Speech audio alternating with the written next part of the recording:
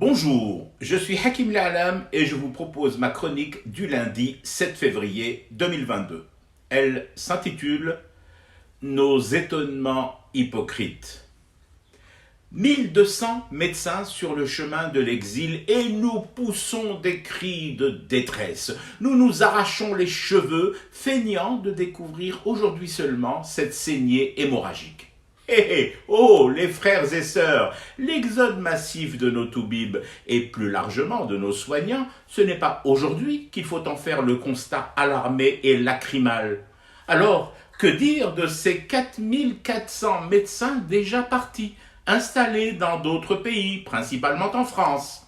À l'époque, mon canard, le soir d'Algérie, y avait consacré plusieurs unes et articles. Dois-je rappeler ce qu'est un médecin en Algérie? Une femme et un homme qui apportent l'apaisement, les soins et souvent la guérison. Oui, accessoirement, presque accessoirement. Il est d'abord un punching ball, cette nana ou ce mec ou les deux à la fois rencontrés dans un couloir et sur lequel on déverse sa rage et son ressentiment envers le système de santé des aides. Il est aussi ce manifestant sur lequel la police reçoit l'ordre de taper sans retenir son bras, rougissant sa blouse de son hémoglobine et déformant son visage sous les hématomes. Il est ce citoyen ayant usé ses fonds de culotte sur les bancs des universités plus que tout autre, parce que soumis à un cursus long, éprouvant et exigeant, et qui, en guise de rétribution, reçoit le prix de sa location d'appartement et des miettes pour bouffer. Il est ce tabib soumis au stress du fil chirurgical à dégoter à tout prix, au plafond de sa garde de nuit qui risque de s'effondrer sur sa tête et son sommeil d'un œil. Dites-moi, Bark, comment voulez-vous retenir ces médecins? En leur chantant Qasamen dans les urgences? Ou comme l'ont fait un jour de Issaba, ces officiels qui, pour Zama leur rendre hommage, ont offert des Corans aux blouses blanches.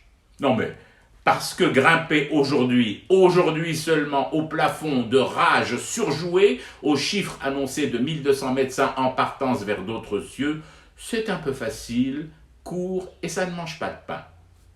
Dans 2 jours, 3 au maximum, plus personne n'en parlera. Et des énergumènes, parents, alliés ou voisins d'un malade ou d'un drogué en overdose ou en manque, reviendront refaire le portrait au toubib. Dit plus crûment, un système qui ordonne à ses forces répressives de taper des femmes et des hommes en mission de soins, d'essuyer leurs rangers sur cette blouse sacrée, ce système est malade, voire fou allié. Ce qui m'amène à me poser cette autre question. Combien de psy-DZ comptent eux aussi prendre la tangente haraga?